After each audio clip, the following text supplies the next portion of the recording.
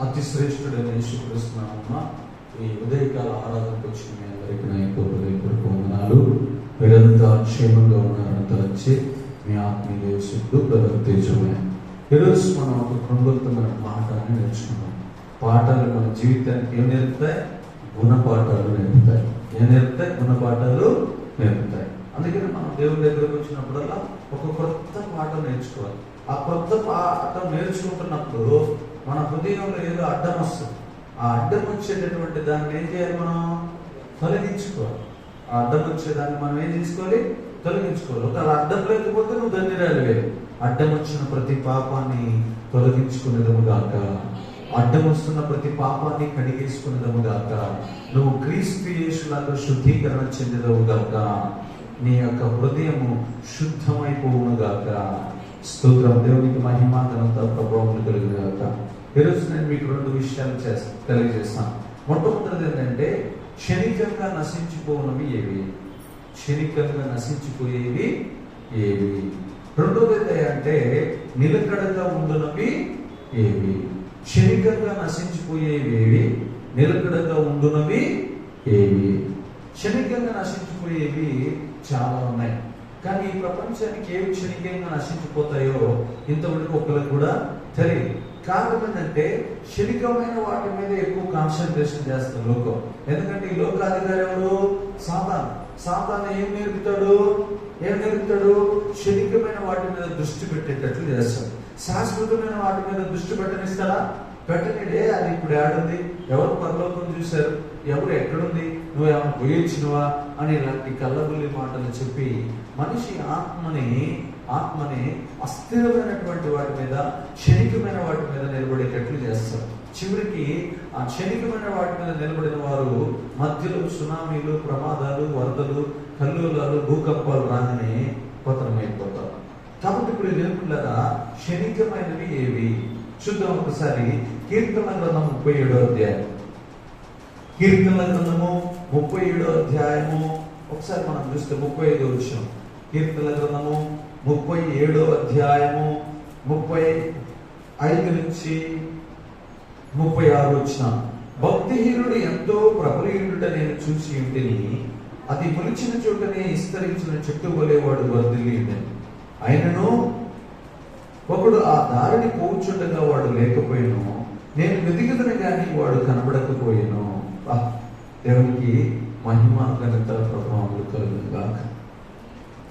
చూడండి, ఇప్పుడు దేవుళ్ళారా, మానవుని యొక్క బలం ఏమైపోయిందో తెలుసా? మానవుని యొక్క బలం ఏంటిదో తెలుసా? క్షణికమైనది. నువ్వు ఈ రోజు చూసిన వ్యక్తి వచ్చే వారానికి ఉంటాడో ఉండడో తెలియదు. ఉంటాడా? ఉండడు. ఇక్కడ చూడండి, ఒక భక్తుడంట రోజు రోడ్డు మీద పోతూ చూస్తున్నాడు. ఒక భక్తిహీనుడు ఇల్లు బాగా వర్ధిల్లుతుందంట. ఒక భక్తిహీనుడు ఇల్లు ఎలా ఉందంట? బాగా వర్ధిల్లుతుందంట. అది ఎలా అంట? ఒక పెద్ద వృక్షంలో వర్ధిల్లుతుందంట. చూడండి, మళ్ళీ అక్కడ చూడండి, నేను చెప్పటం కాదు, భక్తులు చెప్తున్నాను.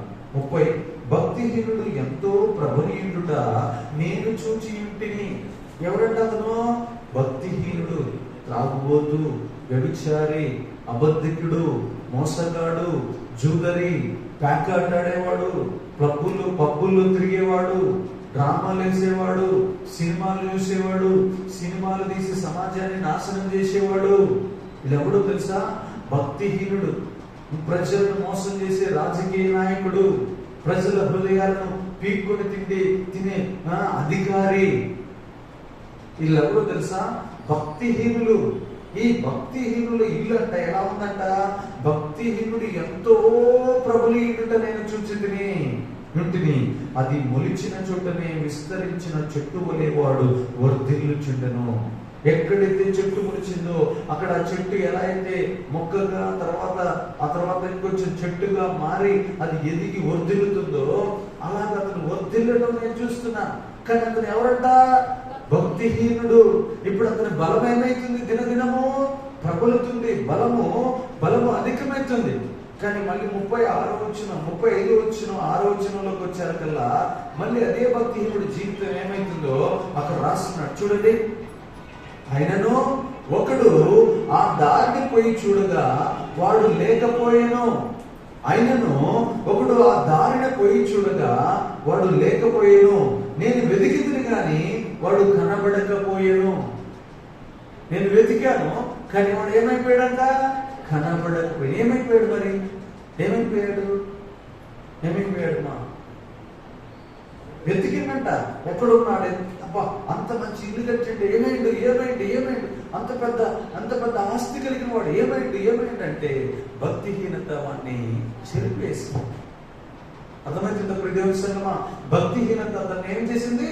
చెరిపేసి. వాడి బలం ఏమైపోయింది? అంత గొప్పగా ప్రబలిన వాడు ఏమైపోయాడు? ఏమైపోయాడు? చనిపోయాడు. చూడండి దేవుని సంగమా, బహు జాగ్రత్త కలిగిన వారమే మనం ఉండాలి. ఇక్కడ క్షణికమైనది ఏంటి అంటే భక్తిహీనత, క్షణికమైనది ఏంటి అంటే బలం. మానవుని బలాన్ని చూసి విర్రవీగుతా ఉంటారు చాలా. కొంతమంది కులాన్ని చూసి విర్రవీగుతా ఉంటారు, కొంతమంది ధనాన్ని చూసి విర్రవీగుతా ఉంటారు, కొంతమంది అందాన్ని చూసి విర్రవీగుతా ఉంటారు. ఇవన్నీ క్షణికమైనవే. నువ్వు కట్టుకున్న కోటలన్నీ దేవుడి దృష్టిలో పేకాట ముక్కలే. ఆలోచించిన దేవుని సంగమా, రెండు చూద్దాం. కీర్తనల గ్రంథము 90వ అధ్యాయం 10వ వచనం. కీర్తనల గ్రంథము 90వ అధ్యాయము 10వ వచనాన్ని చూద్దాం. మా ఆయుష్కాలము 70 సంవత్సరములు, అధిక బలమున్న ఎడల 80 సంవత్సరములను. అయినను వాటి వైభవము ఆయాసమే, దుఃఖమే. అది త్వరగా గతించును, మేము ఎగిరిపోవుదుము.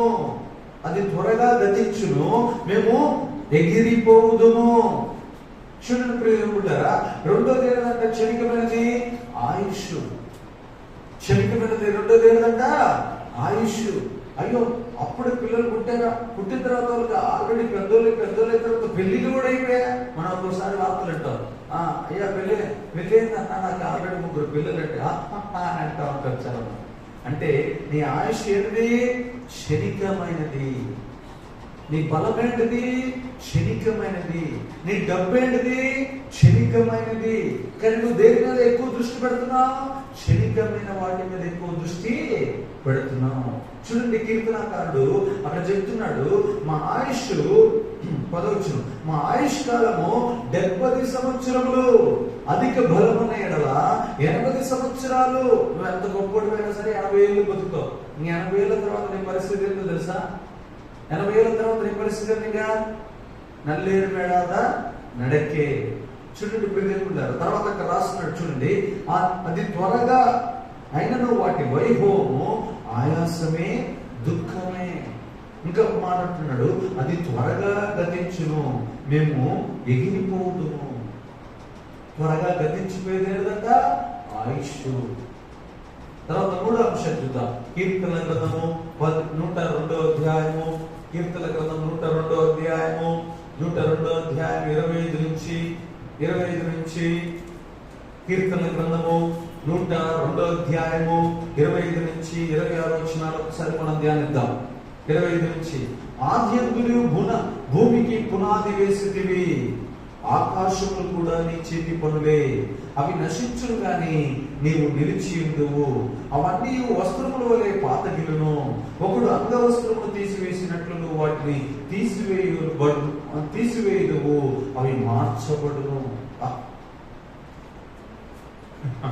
ఇంకా చూడండి, ప్రపంచంలో బ్యాక్గ్రౌండ్ లో పెట్టుకునేది ఎవరో తెలుసా?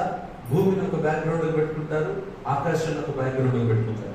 దేవుడు అంట అంగవస్త్రం అంటే ఏంటో తెలుసా? టవల్ తీసేసినట్టంట దేవుడు అంట భూమిని ఆకాశాన్ని తీసి పడేస్తాడు. మనం ఎట్లయితే యుగానికి ఒక ఆకాశాన్ని నిర్మిస్తాడు దేవుడు. రోజుకు ఒక ఆకాశం వస్తుంది, రోజుకు ఒక మబ్బు కనపడతారు, రోజుకు ఒక రంగు కనపడతారు. మీరు చూడండి, పోయిన నెలలో పచ్చగా ఉంది ఇక్కడ ఉన్నటువంటి అట్మాస్ఫియర్, ఇప్పుడు మళ్ళీ ఎండిపోయింది. పోయిన నెలలో కొంచెం వేడిగా ఉంది, ఇప్పుడు వెంటనే చలికాలం వచ్చేసింది. ఇంకో 2-3 నెలలు అయిన తర్వాత మళ్ళీ ఏమవుతుంది? ఎండాకాలం. మొన్నటిదాకా వర్షాలు, వరదలు. చూడండి పిల్లరా, అక్కడ రాస్తున్నటువంటి మాట 2 గతించిపోతాయి. మొట్టమొదటిది ఏం గతించిపోతుందంట? మానవుని యొక్క బలము గతించిపోతాడు. రెండోది ఏం గతించిపోతుందంట? క్షణికమైనది ఏంటిది? మానవుని యొక్క ఆయుష్ క్షణికమైనది.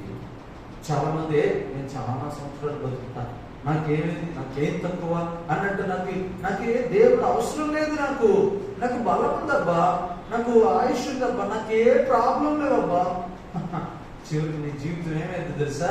నీకు ఏ ప్రాబ్లం లేకపోయినా నీ ఆయుష్ క్షీణించిపోతాడు, క్షణికమైనది నీ ఆయుష్. మూడోది ఏంటో తెలుసా? భూమి అంట, ఆకాశములంట దేవుడి చేతి పనులంట, వాటిని తన అంగవస్త్రంలో తీసి పారవేస్తున్నాడు. అంటే నువ్వు ఏదైతే భూమి మీద ఆశ పెట్టుకున్నావో ఆ భూమి కూడా శాశ్వతమైనది కాదు. ఏదైతే ఆకాశాన్ని చూసి ఆనందిస్తున్నావో ఆ ఆకాశం కూడా స్థిరంగా ఉండేది కాదు. చాలా మంది ఈరోజున శాస్త్రవేత్తలు మేము భూమి మీద కాకుండా మా ఇతర గ్రహాల మీద కూడా వెళ్ళిపోయి మేము నివసిస్తాం, మేము ఆకాశంలో నివసిస్తాం, మేము సముద్రం మీద నివసిస్తామని కలగంటున్నారు. సముద్రం ఉండదు ఒక రోజున, భూమి ఉండదు ఒక రోజున, ఆకాశంలో కూడా ఉండవు ఒక రోజున. నువ్వు గతించిపోయే వాటి మీద మనసు పెడుతున్నావు. కొన్ని కోట్ల రూపాయలు దేని మీద ఖర్చు పెడుతున్నావు తెలుసా? కొన్ని కోట్ల రూపాయలు దేని మీద ఖర్చు పెడుతున్నావు తెలుసా? దేవుళ్ళారా, క్షణికమైన వాటివి, నశించిపోయేవి, లేకపోతే వాటిని ఏమంటారు తెలుసా? నశించిపోయే వాటి మీద కొన్ని కోట్ల రూపాయలు ఖర్చు పెడుతున్నాం. చూడండి ప్రియదేవుళ్ళారా, సుమారు 1,00,000 కోట్లు ఉన్నాయనుకుందాం. ఈ 1,00,000 కోట్లు తీసుకెళ్లి నేను ఇతర గ్రహాల మీద ఇక్కడ రాకెట్లను పంపిస్తానని ఆ డబ్బులన్నీ తీసుకెళ్తాను. అదే 1,00,000 రూపాయలు పెట్టి, అదే 1,00,000 కోట్లు పెట్టి భూమి మీద ఉన్నటువంటి మనుషులందరికీ ఒక 10,000 మందిరాలు కట్టియండి.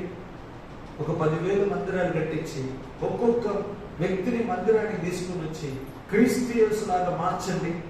అసలు ఈ సమాజంలో తీవ్రవాదం ఉంటదే, ఈ సమాజంలో ఉగ్రవాదం ఉంటదే, ఈ సమాజంలో భ్రష్టత్వం ఉంటదే, మోసం ఉంటదే, అబద్ధం ఉంటదే, ప్రజల దగ్గర నుంచి జరిగేటటువంటి పాపం, డ్రగ్స్ ఉంటాయా బ్రదర్? ఉండవు. డబ్బులన్నీ తీసుకుపోయి దగ్గర పెడుతున్నా, ఆకాశం మీద దగ్గర పెడుతున్నా. అదే డబ్బులు నువ్వు కనుక మారుభాష కోసం ప్రజలందరికీ ట్రైనింగ్ చేయండి. చిన్నప్పటి నుంచి ప్రతి ఒక్క వ్యక్తికి మంచి విద్యను ఏర్పడి, విద్యా సంస్థలు పెట్టి మంచి విద్య. ఏ వ్యక్తి అయినా భూమి మీద పుట్టిన ప్రతి చిన్న పాపైనా పెద్ద పాపైనా లేకపోతే అమ్మాయి అయినా స్త్రీ అయినా మనకు అక్కతో చెల్లితో అమ్మతో సమానమరాని వాడిని ట్రైనింగ్ చేయండి. ఆ డబ్బులన్నీ తీసుకుని వచ్చి తాగుబోతులకి, తిరుగుబోతులకి, వ్యభిచారులకి, జూదర్లకి ట్రైనింగ్ చేయండి. ట్రైనింగ్ సెంటర్ లేవా? భర్త భార్యను కొడతా ఉంటే అనుమానంతో పోలీస్ స్టేషన్కి పోతే కౌన్సిలింగ్ ఇస్తారు. ఏమిస్తారంటే కౌన్సిలింగ్ ఇస్తారు. ఆ కౌన్సిలింగ్ ఇచ్చినప్పుడు ఏం జరుగుతుందో తెలుసా? అతను మార్పు వస్తారు. నువ్వు డబ్బుని ఎటు పెట్టాలి? మార్పు కోసం పెట్టాల్సింది పోయి మట్టి పాలు నీళ్ళ పాలు చేస్తావు. దేని పాలు చేస్తున్నావు? మట్టి పాలు నీళ్ళ పాలు చేస్తున్నావు.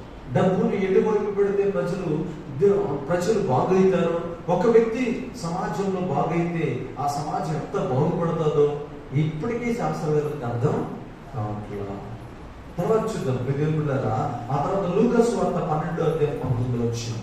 లూకాసు వార్త 12వ అధ్యాయము, లూకాసు వార్త 12వ అధ్యాయము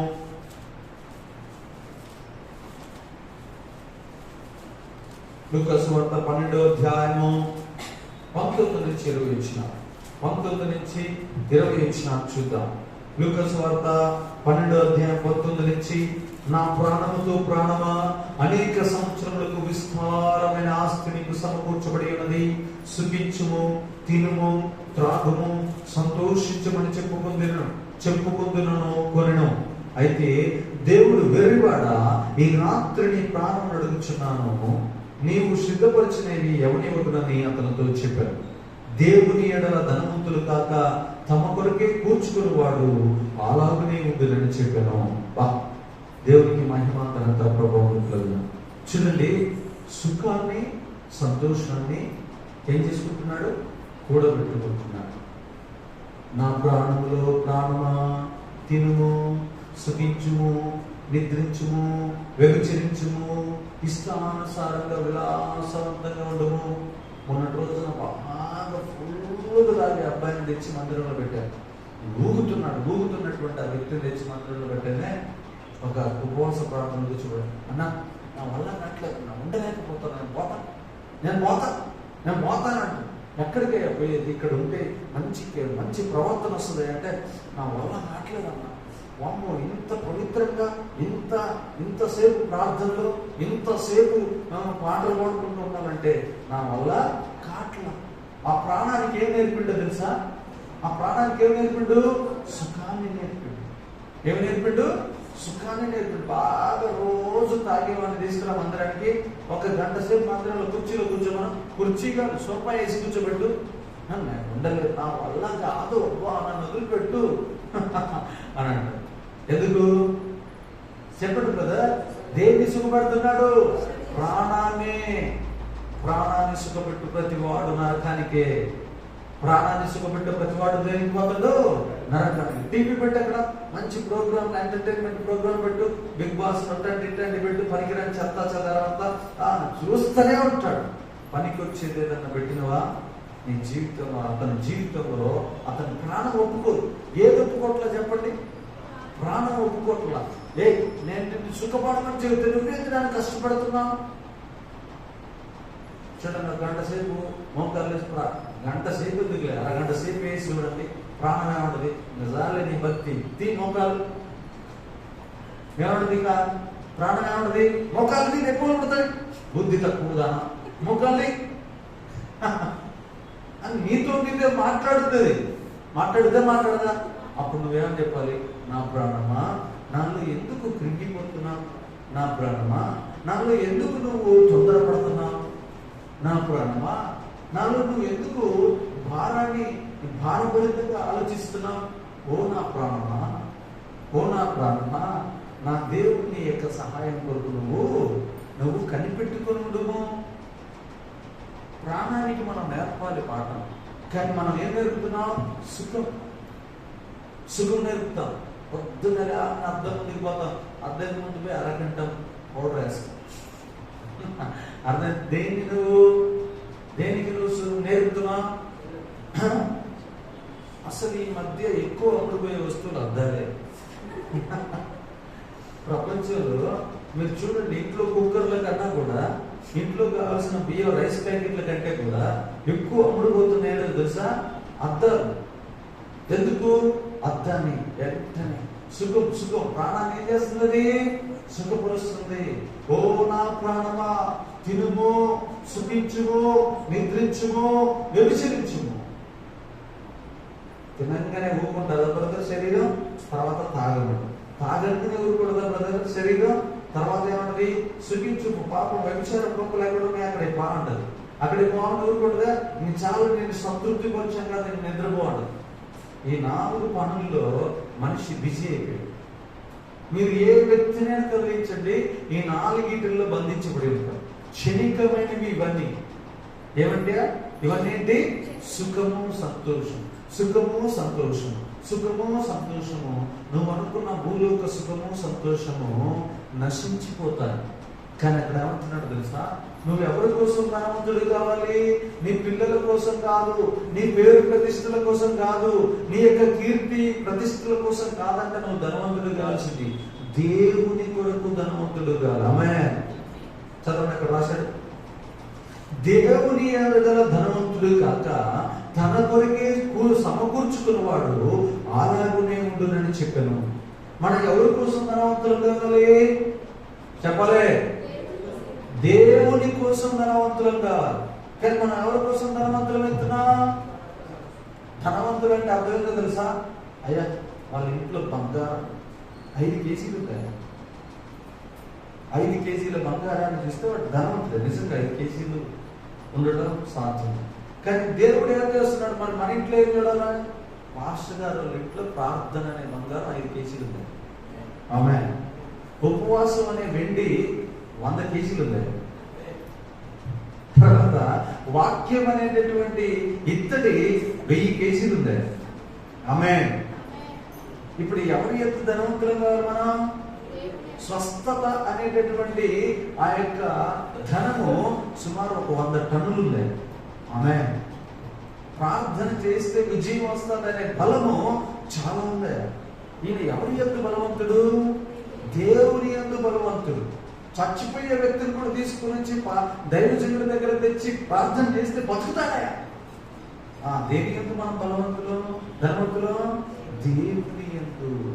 మనం అనుకుంటున్నాం వస్త్రాలలో, ఇంకా ఇంకా బంగారంలో, భూముల్లో, ప్లాటుల్లో, లేకపోతే విమానాల్లో, కారులలో, ఇంకా దేంట్లో వాటిలో భూ సంబంధమైన వాటిల్లోనూ ధనవంతులు అనుకుంటున్నాం. సుఖిస్తున్న ప్రతిరోజు నేను మంచి వస్త్రాలు వేసుకుని, మా ఇంట్లో సిద్ధాంతం మురిగిపోయిన సిద్ధాంతం అద్యోతలు వాళ్ళు వస్త్రాలు తెచ్చుకుంటారు 4-5 జతలు బాగా తెచ్చుకొని ఫ్రెష్గా సెంటు కొట్టి ఇస్త్రీ చేసి బీరువాళ్ళు పెట్టి ఇంకా రోజు ఎట్లాంటి మాసిపోయిన డ్రెస్సులు వేసుకుని తిరుగుతాను. నేను నా లైఫ్ స్టైల్ అట్ట ఉంది. మా ఇంటికాడైనా సరే చిన్నప్పటి నుంచి నాకు ఎందుకు ఆ స్వభావం పెట్టింది. నేను ప్రతిరోజు కొత్త సొక్క వేసుకుంటాను. వాళ్ళు నన్ను తిట్టకుండా తిరుగుతా ఉంటారు. ఇది ఎందుకు ఇంత చేస్తాడు, అసలు దాపుడు ఉండదా ఆయనకి. ఇంకా రోజు మంచి డ్రెస్సులు వేసుకుంటాడు తప్ప అసలు వీడు దాచిపెట్టుకొని పండగ రోజు కదా వేసుకోవాల్సింది బట్టలు. వీడేంటి అసలు దాపెట్టుకో బీరువాలు అసలు ఉండేది. ఇది రోజు వేసుకుంటాడు. సిద్ధాంతాలు చూడండి, తప్పు సిద్ధాంతం. నాకు తెలిసిన ఏసీ సిద్ధాంతం ఏంటంటే ప్రతిరోజు పండుగ రోజు, ఆమేన్. ప్రతిరోజు ఆనందమే లేదు. అంటే నిన్న ఏడ్చి సోమవారం, మంగళవారం, బుధవారం, గురువారం, శుక్రవారం, శనివారం ఏడ్చి దరిద్రంగా జీవించి ఆదివారమో లేకపోతే క్రిస్మస్కో, గుడ్ ఫ్రైడేకో, లేకపోతే ఈస్టర్కి మాత్రమే బట్టలు కొత్త వేసుకోమని చెప్పిండా? చెప్పిండా? దినదినము నూతన దినం అని చెప్పిండా? దినదినము మంచి దినం అని చెప్పిండా? దినదినము చెడ్డ దినం అని చెప్పిండా? వాళ్ళు సిద్ధాంతం, తప్పుడు సిద్ధాంతంలో ఉండి నన్ను తప్పుడుగా చూస్తున్నారు. నేను ఫాలో అయ్యేది ఏంటో తెలుసా? నేను ఫాలో అయ్యేది బైబిల్ సిద్ధాంతం. ప్రభు నేను అనుకుంటా ఉంటా, ప్రభు నిజంగా కొన్నిసార్లు నేను ఓడిపోతానేనమ్మా, జీవితాంతం ఇలాగ భరించే భాగ్యం నాకు వస్తుందో రాదని అనుకుంటే దేవుడు నా లైఫ్ స్టైల్ మార్చేసి హల్లెలూయా. ఈ మధ్య నేను రోజు కోటు మీద తిరుగుతున్నాను. రోజుకో కోటు. మా పాస్తమ్మ ఇంక నీ జీవితం కోటు మాయన అయిపోయింది కాదు. స్తోత్రం, హల్లెలూయా. నేను నమ్మిన సిద్ధాంతం ఏ సిద్ధాంతం తెలుసా? బైబిల్ సిద్ధాంతం. ప్రతిదినము ఆత్మలో ఆనందించే దినం, ప్రతిదినము మనకు పండుగ దినమే. కానీ లోకంలో ఏం చేస్తుంది? లోకం అది ఒప్పుకుంటుందా? ఒప్పుకోదు. క్రీస్తు యేసునందు ప్రతిదినము పండుగ దినమే. ఇక్కడ చూడండి, లోకం ఏం నేర్చుకుంటుందో తెలుసా? సుఖము, సంతోషాన్ని నేర్చుకుంటుంది. మనం ఏం నేర్చుకోవాలో తెలుసా? క్రీస్తు యేసునందు మనము మన ప్రాణాన్ని పొద్దున్నే నెలకొట్టాలి, మనం పాటలు పాడాలి, ఆరాధన చేయాలి, వాక్యాన్ని ధ్యానించాలి, తర్వాత సువార్త ప్రకటించాలి. ఇలాగ మన దినచర్యగా మనం చేసుకుంటూ వెళ్తున్నప్పుడు మనకి మన ప్రాణాన్ని మనం ఏం చేస్తున్నాం? సుఖపడుతున్నావా? నల్లగొడుతున్నాం. గుర్తుపెట్టుకోవాలి. మొదటి కొరింథీయులకు రాసిన పత్రిక 13:8. మొదటి కొరింథీయులకు రాసిన పత్రిక 13:8. 13వ అధ్యాయము 8వ వచనం. మొదటి కొరింథీయులకు రాసిన పత్రిక 13వ అధ్యాయము 8వ వచనాన్ని ఒకసారి మనం ధ్యానిస్తాం. చూడండి, ప్రేమ శాశ్వత కాలములను, ప్రవచనములను నిరార్థకమగులను, భాషలైనను నిలిచిపోవును, జ్ఞానమైనను నిరార్థకమైపోవును. నిరార్థకములు అర్థమవుతుందమ్మా? మొదటి కొరింథీయులకు రాసిన పత్రిక 13వ అధ్యాయము 8వ వచనం. ఏమేమి పోతాయంట? ప్రవచనములైనను, నువ్వు చెప్పే ఏ ప్రవచనమైనను క్షణికమైనదే, అది కొంతకాలం ఉండి అయిపోతారు. రెండోది ఏం రాశాడు? భాషలైనను నిలిచిపోతాయి. కొన్ని రోజులకి భాషలు కూడా ఉండవు. మనం మాట్లాడే భాషలు కూడా, లేకపోతే అన్య భాషలు కూడా నిలిచిపోవచ్చు, లేకపోతే మనం మాట్లాడే భాషలైనా నిలిచిపోవచ్చు. కానీ ఇంకొక మాట అన్నాడు, ప్రవచనాలైనను దర్శనాలైనను నిరర్థకం కావచ్చు, ఆగిపోవచ్చేమో.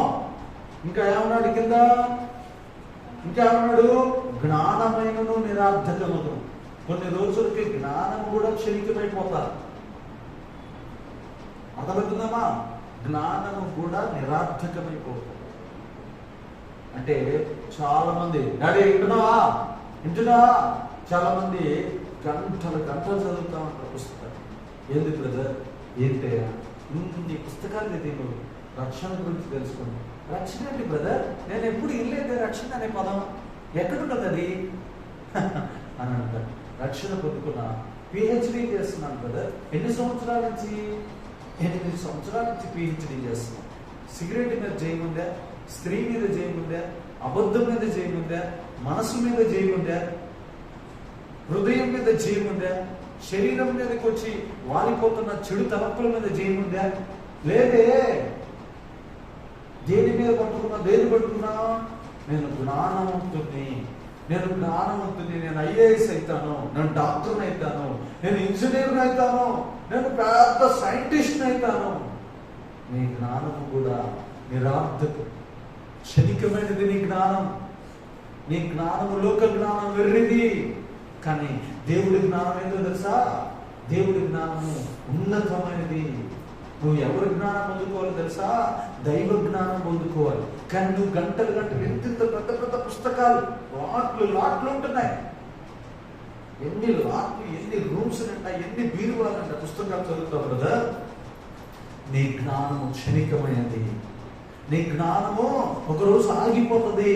నీకు హార్ట్ అటాక్ వస్తే నీ జ్ఞానం పనిచేయదు. ఆయన సినిమా యాక్టర్ చాలా నటనను సంపాదించాడు. ఏం సంపాదించాడండి? నటన. టన్నులు ఉన్నాయి కాడ నటన. ఆ నటన ఏమైపోయింది తెలుసా? ఆగిపోయింది. అర్థమవుతుందమ్మా? ఒకరోజు నీ జ్ఞానము కూడా ఏమైపోతుంది తెలుసా? నీ జ్ఞానము నిరార్థకమైపోతుంది. పుస్తకాలు లేస్తే ఒకటే దృష్టి, నేను బాగా చదువుతాను. అబ్బా నా కూతురు నా కొడుకు చాలా గొప్ప భలే చదువుతారన్న, డిస్ట్రిక్ట్ ఫస్ట్ అన్నా, లేకపోతే ఆ ఫస్ట్ అన్నా, ఈ ఫస్ట్. వాటన్నింటికన్నా జ్ఞానం కన్నా గొప్పది. జ్ఞానము క్షణికమైనది. జ్ఞానం కన్నా గొప్పది ఆత్మ జ్ఞానము. నీలో కూడా ఆత్మ జ్ఞానం ఉందా? చూడండి, మీరు పోయి చూడండి. ఆడు ఇట్లా బాగా పిహెచ్డీ చదువుతూ ఉంటాడు, సిగరెట్ తాగుతూ ఉంటాడు, లోపలికి గాలి పోతూ ఉంటుంది, లోపలికి సిగరెట్ తాగుతూ ఉంటాడు బాగా టెన్షన్ తోటి. తాగి ఫోన్ చూస్తాడు. చూడండి, ఆయన బాగా చదువుతాడు. నాకు ఇప్పటికీ అర్థమైంది ఏంటంటే, మరి ఈ ఫ్రెష్ ఎయిర్ అంటే ఈ స్వచ్ఛమైన గాలి లోపలికి పోతుందని, లోపల పోయినటువంటి గాలి ఆ ఊపిరితిత్తులకి శక్తినిచ్చి బ్రతికిస్తుందని అతను తెలుసు కదా. మళ్ళీ ఈ చెడుని ఎందుకు లోపల పంపిస్తున్నాడు? అంత చదువుకున్నాడు. మళ్ళీ సిగరెట్ పొగ కదా, అది దాంట్లో పొగాకుంది కదా, అది ఆ ఊపిరితిత్తులకి హాని కలిగిస్తుంది కదా. మరి ఎందుకు మరి ఆ పిహెచ్డి చేసిన స్టూడెంట్ మళ్ళీ పొగ లోపల పంపిస్తున్నాడు, బయటకు వదులుతున్నాడు? అంటే పనిచేస్తుందా జ్ఞానం? పనిచేస్తుందా? చేయట్లా. లాస్ట్గా చివరిగా ఒక మాట, క్షణికమైనది ఏంటో చూద్దాం. పేతురు రాసిన మొదటి పత్రిక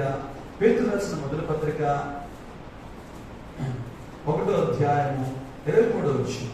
పేతురు రాసిన మొదటి పత్రిక 1వ అధ్యాయము 24వ వచనం. పేతురు రాసిన మొదటి పత్రిక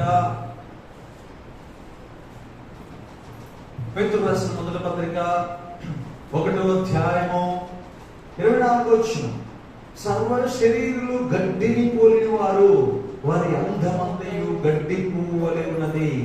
గడ్డి ఎండును, దాని పువ్వు రాలును. ఆమేన్. అంతే. దేవునికి మహిమ కలుగును గాక. ఏం రాశాడండి? సర్వ శరీరులంట గడ్డిని పోలి ఉన్నారు. మనమందరం గడ్డి దేవుడు దృష్టి.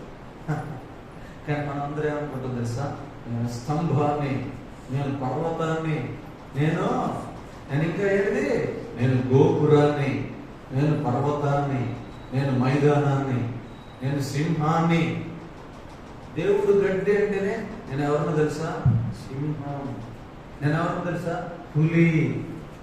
నీ పులి సింహం మొత్తం గడ్డి. దేవుడు ఏమంటున్నాడు?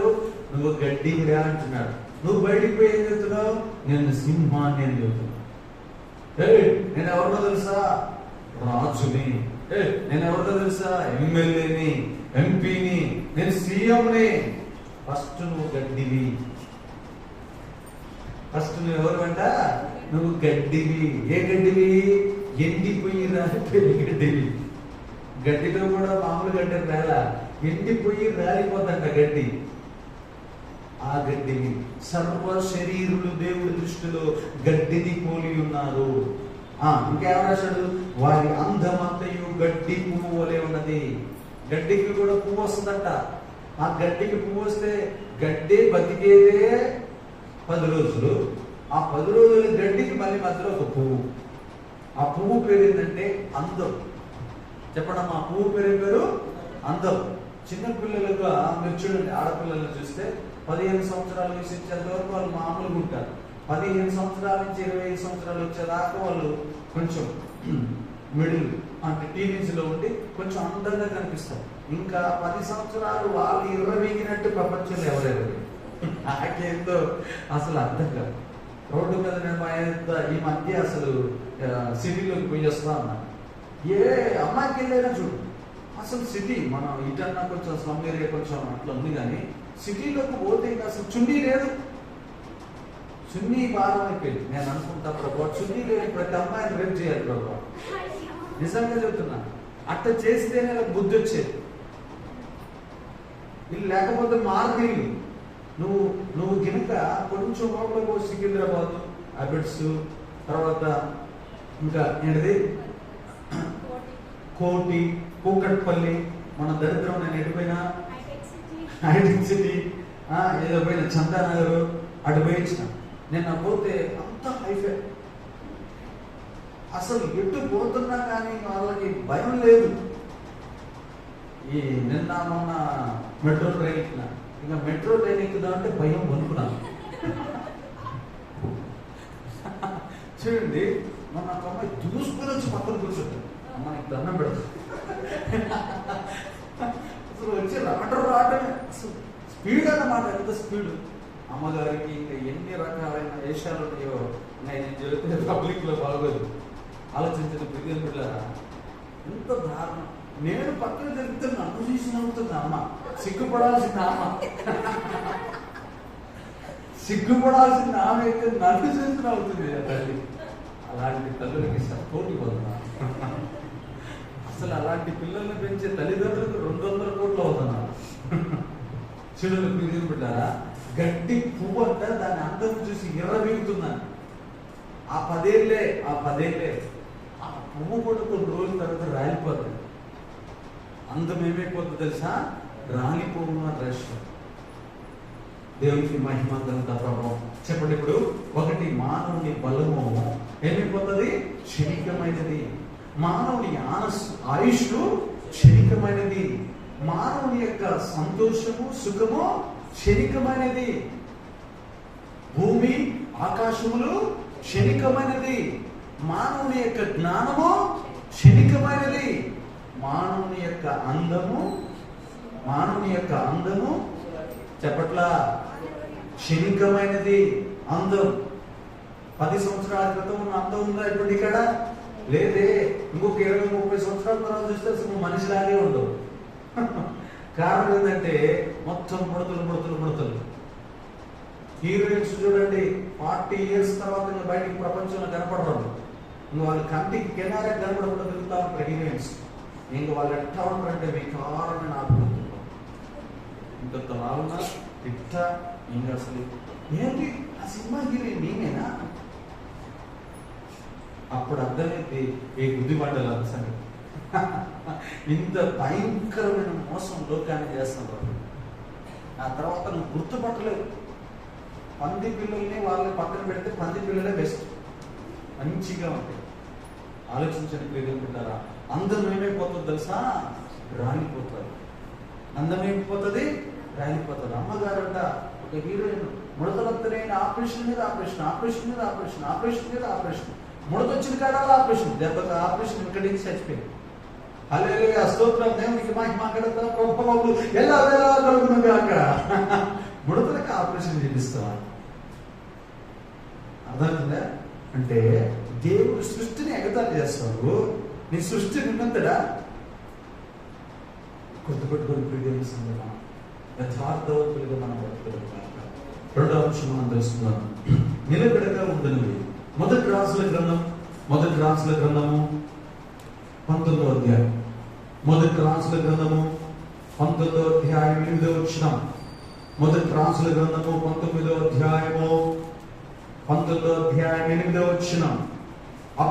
అతడు లేచి భోజనం చేసి ఆ భోజనపు బలము చేత 4 రాత్రి పౌరులు ప్రయాణం చేసి దేవుని పర్వతం అని పేరు పెట్టబడిన హోరేబుకు వచ్చి.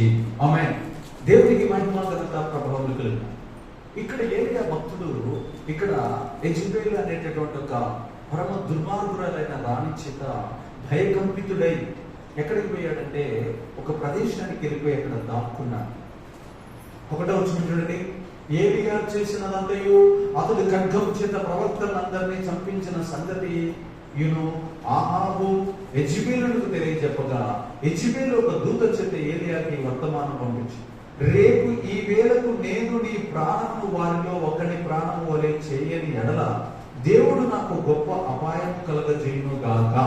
కాబట్టి అతడు ఈ సమాచారం తెలుసుకుని లేచి తన ప్రాణమును కాపాడుకున్నట్టుకే పోయి యూదా సంబంధమైన బెహర్షెబాకు చేరి అచ్చట ఉండమని తన దాసునితో చెప్పి, తాను ఒక దిన ప్రయాణము అరణ్యములోనికి పోయి ఒక బదిరీ వృక్షం కింద కూర్చుండి మరణాపేక్ష గలవాడే, యెహోవా, నా పితరుల కంటే నేను ఎక్కువ వాడను కాను, ఇంత మటుకు చాలును, నా ప్రాణము తీసుకురమని ప్రార్థన చేసి అతడు బదిరీ వృక్షం కింద పరుండి నిద్రించుచుండగా ఒక దేవదూత వచ్చి అతన్ని ముట్టి, నీవు లేచి భోజనం చేయమని చెప్పాడు. అతడు చూసిన అంతలో అతని తల దగ్గర నిప్పుల మీద కాల్చబడిన అప్పమును నీళ్ల గుండియు కనబడెను గనుక అతడు భోజనం చేసి తిరిగి పరుండెను. అయితే యెహోవా దూత 2వ మారు వచ్చి అతన్ని ముట్టి, నీ శక్తికి మించిన ప్రయాణం నీకు సిద్ధమై ఉన్నది, నీవు లేచి భోజనము చేయమని చెప్పినప్పుడు అతడు లేచి భోజనము చేసి ఆ భోజనము బలము చేత 40 రాత్రిపోవలు ప్రయాణం చేసి దేవుని పర్వతం అని పేరు పెట్టబడిన హోరేబుకు వచ్చి. ఆమేన్. ఈ రికార్డు ఎక్కడి నుంచి వచ్చిందో తెలుసా? పరలోకంలో వచ్చి దేవదూత ఆహారాన్ని తీసుకొని వచ్చి ఏలియా భక్తుడికి పెడతాడు. కొట్టప్పటిగా దేవుడికి మహిమ. పరలోకంలో నుండి వచ్చిన ఏ దేవుని కార్యమైనా ఏ సహాయమైనా స్థిరంగా నిలిచిపోతారు. హల్లెలూయా. స్థిరంగా నిలిచిపోయేది ఏంటంట? నిలకడగా ఉండేది ఏంటంట? దేవుని సహాయం. ఈయన పారిపోతున్నాడు. పారిపోయి 450 మందిని, ఇంకొక 400 మందిని, అంటే టోటల్ 800 మందిని నరికేశాడు మనోడు. ఈ 850 మందిని నరికి ఎక్కడికి పోయాడు తెలుసా? ఆ విషయం ఎవరికి, ఆ న్యూస్ ఎవరికి తెలిసింది? బయలు ప్రవక్తల్ని, ఆశ్చర్యదేవి ప్రవక్తలందరినీ చంపేశాడు అన్న సంగతి ఆహాబు పోయి రాజుగారు ఎవరు చెప్పాడు? యెజెబెలు చెప్పి. యెజెబెలు ఏం చెబుతుంది? సాల్, రేపు సాయంత్రం కల్లా నీ తల నీ మెడ మీద ఉంటే నేను బతకనట్టే అన్నాడు. నువ్వు చంపలేని చంపుతురా అని చెప్పి ఇంకా పారిపోతున్నాడు. ఒక దాసుని పట్టుకున్నయ్యా, నేను అటు వెళ్ళిపోతున్నాను అరణ్యంలోకి, నువ్వు ఎక్కడుండు, నీకేదైనా వర్తమానం కనుక అందితే నా దగ్గర ఫస్ట్ రా. నీకేమన్నా రథాలు కనపడ్డా, నీకేమన్నా సైన్యం కనపడ్డా, నన్ను ఎదగడానికి మనుషులు కనపడ్డా నా దగ్గరకు వచ్చి ఇన్ఫర్మేషన్ ఇవ్వయ్యా అని చెప్పి లోపలికి పోయి ఒక బదరీ వృక్షం కింద కూర్చొని ఇంక ఏడుస్తూ, దేవా, నా పితరుల కంటే నేను గొప్పవాడిని కాదయ్యా, నేను సాధారణమైనవని, నేను ఇప్పుడు దాకా నా అంత గొప్పోడు లేడు, నా అంత నీతిమంతుడు లేడని ఫీల్ అయ్యాను, నన్ను క్షమించే, నన్ను కూడా తీసుకుపోయా అని అడుగుతున్నాను. ఆ ఏడుపును చూసిన దేవుడు ఏడ్చి ఏడ్చి ఏడ్చి పడుకోగానే దేవుడు ఏం పంపిస్తున్నాడు తెలుసా? పరలోకంలో నుంచి దేవదూతను పంపించాడు. హల్లెలూయా. దేవదూత భూమి మీదకి వచ్చిన తర్వాత ఏం చేసింది? ఆయన ఎదురుగా నిప్పేసింది, మంటేసింది, కట్టెలు కాల్చింది, కట్టెల మీద రొట్టెలు చేసి ఆ రొట్టెలు తీసి ఆయనకి ఇస్తున్నాగా ఆయనకి నిద్ర మెలకువ లేదు. ఆ కార్యక్రమం అంతా భూమి మీద జరుగుతున్నా కానీ మనోడికి మెలకువ లేదు. దేవదూత వచ్చి అప్పములు చేసి ఆ అప్పములను ఆయనకి ఇచ్చి, ఆయనకి అప్పములను కట్ చేయి, ఆ అప్పములు ఆయనకి ఇచ్చేసి ఏం చేసింది? తినమని చెప్పి దేవదూత చెప్పగానే వెంటనే అక్కడ ఏం జరుగుతుందో తెలుసా? దేవుడి సంగమా, దేవదూత చేసిన కార్యము భూమి మీద స్థిరంగా ఉన్నది, అది గ్రంథస్థం చేయబడింది. హల్లెలూయా. దేవుడు చేసిన సహాయం ఎక్కడ రాయబడింది? గ్రంథస్థం. ఆ గ్రంథస్థం చేయబడింది. అనేక మందికి కథల కథలుగా భూమి మీద అనేక మంది చెవుల ద్వారా హృదయంలోకి వెళ్ళిపోతుంది. దేవుడు సహాయాలు చేస్తాడు అనేటటువంటి కార్యాన్ని గ్రంథంలో నిక్షిప్తం చేశాడు దేవుడు. హల్లెలూయా. దేవుడు సహాయాలు ఎప్పుడు కూడా స్థిరంగా నిలిచి ఉంటాయి. దేవునికి మహిమ కలుగును గాక. చూడండి, ఆ బెహర్షెబా అనే మాటకి మీరు చూడండి, మా ప్రాంతాల్లో కూడా బెహర్షెబా సంఘాలు ఉంటాయి. అర్థమైందా? ఆ పదం అక్కడి నుంచే తీసుకొని పెట్టబడింది. బెహర్షెబాలో దేవుడు ఏలియాతో మాట్లాడాడు. బెహర్షెబాలో దేవుడు ఎక్కడ? దేవదూతను పంపించి దైవజనుడికి ఆహారము పెట్టెను, దైవజనుడికి బలపరిచెను, దైవజనుడికి దర్శనమిచ్చి ముందున్న ప్రయాణము చెప్పెను, ముందున్నటువంటి లక్ష్యము చెప్పెను, తన ముందున్నటువంటి కార్యములు చెప్పెను. హల్లెలూయా. హోరేబుకి వెళ్తేనే ఆ హోరేబు నుంచి ఏమవుతాడు? ఎత్తబడతాడు. దేవునికి మహిమ ఘనత ప్రభావం కలుగును గాక. స్తోత్రం. తర్వాత చూడండి ప్రియకుల రెండోది యోహాను సువార్త 6వ అధ్యాయం 27 వచ్చిన. యోహాను సువార్త 6వ అధ్యాయము 27 వచ్చిన. యోహాను సువార్త 6వ అధ్యాయం 27 వచ్చిన. 6:27. క్షయమైన ఆహారం కొరకు కష్టపడకుడు గాని నిత్య జీవము కలగజేయు అక్షయమైన ఆహారం కొరకే కష్టపడి మనుష్య కుమారుడు దానిని మీకు ఇచ్చును. ఇందుకై తండ్రి అయిన దేవుడు ఆయనకు ముద్ర వేసి ఉన్నాడని చెప్పెను. ఆమేన్. హల్లెలూయా. 2 ఆహారాలు ఉన్నాయంట. అన్నలారా ఎంచినారా? అక్కలారా ఎంచినారా? 2 ఆహారాలు ఉన్నాయి భూమి మీద. ఒకటి క్షయమైన ఆహారము, రెండోది ఏంటంట? అక్షయమైన ఆహారం. క్షయమైన ఆహారం అంటే ఉదయాన్నే లేస్తాం, టిఫిన్ చేస్తాం, మధ్యాహ్నం లంచ్, సాయంత్రం డిన్నర్. క్షయమైనది క్షయమైపోతుందంటే నశించిపోయే ఆహారం అది. కానీ ఇంకోటి ఏంటో తెలుసా? అక్షయమైన ఆహారం. చూడండి, రోజు 3 వీడియోలు పంపిస్తున్నాను. ఉదయం, మధ్యాహ్నం, సాయంత్రం. మీరు ఏ పూటైనా ఆత్మక ఆహారం అందలేదనుకో, మనం భౌతిక శరీరానికి ఆహారం అందకపోతే ఎట్లా నీరసించిపోతుందో, ఆత్మక ఆహారం అందకపోతే ఏమైపోతాము? మనం పాపంలోనే పడిపోతాం, కృంగినా పోతాం, కృషించిన పోతాం, లేకపోతే ఓడిపోయినా ఓడిపోతాం, చెడిపోతాం, పాపంలోనే పడిపోతాం. మనం అలవాటు చేసుకుందాం గాక. రోజుకు 3 పూటలు మనము దేవుని వాక్యం వినదము గాక. మీరు దేన్ని సమకూర్చుకోవాలో తెలుసా? దేన్ని సమకూర్చుకోవాలి? అక్షయమైన ఆహారం. క్షయమైన ఆహారం కాదంటే మనం కూర్చుకోవాల్సింది ఏ ఆహారమో? అక్షయమైన ఆహారం. దేవునికి మహిమ ఘనత ప్రభావం కలుగును గాక. అక్షయమైన ఆహారం సంపాదించుకున్నాం. మళ్ళీ చదవండి, అక్కడ రాయబడుతుంది క్షయమైన ఆహారం కొరకు కష్టపడండి. మనం కష్టం దేనికోసం పడుతున్నాం? క్షయమైన ఆహారం కోసం గంటలు బానిసత్వం బ్రతుకులు బతుకుతున్నాం. కంపెనీలో, తర్వాత ఎక్కడ పడితే అక్కడ పనిచేసి అలిసిపోయి, కృషించిపోయి, నశించిపోయి, అప్ప ఎంత దోపిడీ వ్యవస్థ అంటే సుమారు నీలో ఉన్న జీవాన్ని, రక్తాన్ని పీల్చి చేసేటట్లు చేస్తాడు సాతాను. పని. ఆలోచించండి, మీరు దేనికోసం కష్టపడుతున్నారు తెలుసా? క్షయమైన ఆహారం కొరకు కష్టపడకుడి. నేను చెప్పిందమ్మా, దేవుడు చెప్పిందా? నిజం చెప్పండి, నేనేమని చెప్పినా? క్షయమైన ఆహారం కొరకు కష్టపడకుడి కానీ అక్షయమైన ఆహారం కొరకు కష్టపడి. ఇప్పుడు చూడండి, మన మంద ఇంకా రావాలి. మన మంద వచ్చిందే. దేనికోసం ఆ మంద కష్టపడేది? దేనికోసం ఆ మంద ఇంకా నిద్ర లేవలేదు? క్షయమైన దానికోసం. అక్షయమైన ఆహారం ఎక్కడ దొరుకుతుంది? ఇక్కడ దొరుకుతుంది, మందిరంలో వస్తుందే. అదే డ్యూటీ అక్కడ ఓటు వేసుకొని 2000 ఇస్తారని బస్సు ఛార్జీలతో సహా పెట్టుకోబోతుంది. ఓటుకి 2000, ఓటుకి 1000 రూపాయలు. ఊకన్నా పొద్దు ప్రతి వారం అవుతున్నాక ఈ వారం ఒక్క వారం ఓటు వేయడానికి బాగుందా? నీ మొహం మండ. ఓటు వేయడానికి దేవుడు ఆహారాన్ని కూలీ చేస్తావు. నువ్వు వచ్చేదే ఆదివారం, ఆ ఆదివారానికి నేను ఓటు కొనేసింది సాధన. అర్థమవుతుందా? దేన్ని సంపాదించుకోవాలి? దేనికోసం కష్టపడమన్నాడు? అయ్యో, నేను అక్షయమైన ఆహారాన్ని సంపాదించుకోవడానికి నేను మందిరానికి వెళ్ళాలి. దేవునికి మహిమ కలుగును గాక. తర్వాత చూద్దాం, 1 కొరింథీయులకు రాసిన పత్రిక 3వ అధ్యాయము 14 వచనం. 1 కొరింథీయులకు రాసిన పత్రిక 3వ అధ్యాయము 14 వచనం. 3:14 చూద్దాం. అక్కడ రాసిన పునాది మీద ఒకడు కట్టిన ఎడలా, పని నిలిచిన ఎడలా, కట్టిన పని నిలిచిన ఎడలా వాడు జీతము పుచ్చుకొను. ఆమేన్. జీతం సంపాదించేది ఏంటో తెలుసా? సేవ. జీతం సంపాదించేది ఏంటంటే సేవ. నీ జీవితం నుంచి దేవుడు నీకు దేంట్లో నుంచి జీతం ఇస్తాడు? మీ అందరికి ఒక మాట చెప్తాను, మీరు డ్యూటీలు చేస్తారు. మీరు భూలోకంలో ఉన్నటువంటి యజమానుల దగ్గర జీతం తీసుకుంటారు.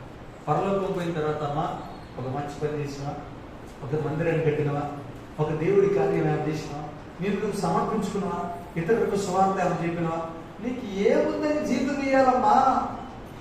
మరి దేవుడి దగ్గర నుంచి జీతం పొందుకోరా? మీరు అన్నా ఎదిగా మా యజమానుల దగ్గర మేము కష్టపడి వచ్చి శాలరీలో దశభాగం తెచ్చి నీకు ఇస్తున్నామమ్మా అని ఇస్తాడు. ఈ యజమానుల దగ్గర బాగానే ఉంది, ఓకే. మరి ఆ యజమానుడి దగ్గర ఈ యజమానుడి దగ్గర మరి జీతం ఎలా పొందుకుంటారు? ఆయన దేనికి జీతం ఇస్తాడు? నువ్వు డ్యూటీ చేసినందుకు ఇస్తాడా? ఆల్రెడీ నువ్వు డ్యూటీ చేసినందుకు ఇక్కడ తీసుకున్నావు కదా, మరి నువ్వు ఏం చేస్తే ఇస్తాడు ఆయన? చదువు మళ్ళీ చదువు, ఇప్పుడు అర్థమైంది నీకు, నీ బ్రతుకు నీకు అర్థమైంది. పునాది మీద ఒకడు కట్టిన పని నిలిచిన ఎడలా వాడు జీతము పుచ్చుకున్నాడు. అంటే సేవ. సమాజానికి నీలో నుంచి ఏమి రావాలి? సేవ రావాలి. మదర్ తెరీసా ఉంది, అమ్మగారు బహుమానం జీతం తీసుకుంటుందా లేదా దేవుడి దగ్గర? మరి మనం కూడా మదర్ తెరీసా ఇంట్లో ఆ అమ్మగారి ఫోటో ఇంట్లో పెట్టుకుంటాం, అంతే. ఆ ఫోటో పెడితే జీతం వస్తుందా? ఆమెలాగా బ్రతికితే వస్తుందా? చెప్పలే. ఆమెలాగా బ్రతికితే వస్తుంది. ఒక అడుక్కునేవాడు రోడ్డు మీద నుంచి అట్లా వెళ్ళిపోతా ఉంటే వాడిని పిలిచి, అయ్యా బాబు మా ఇంట్లో పాత వస్త్రాలని తీసుకుపోయా అని సేవ ఎప్పుడైనా తీసినా? ఊళ్ళో అడుక్కునే వాళ్ళని మార్చినా? దరిద్రులకి ఏదైనా ఆహారం పెట్టినా? ఎవరైనా నశించిపోతున్నటువంటి వాళ్ళ దగ్గర పోయి ఆదరించి, ఈ గుడిసె కూలిపోయిందని, వరదలు పోయిందని ఏడవలేకపోమని ఒక మాట నోరు తెరిచి అన్నావా? నీ లైఫ్లో నీ కాడ సేవ అనేది లేదు. సేవ అనేది నీ కాడ లేకపోతే పునాది అనేది లేదు. పునాది మీద నువ్వు కట్టబడకపోతే జీతం అనేది నీకు లేదు.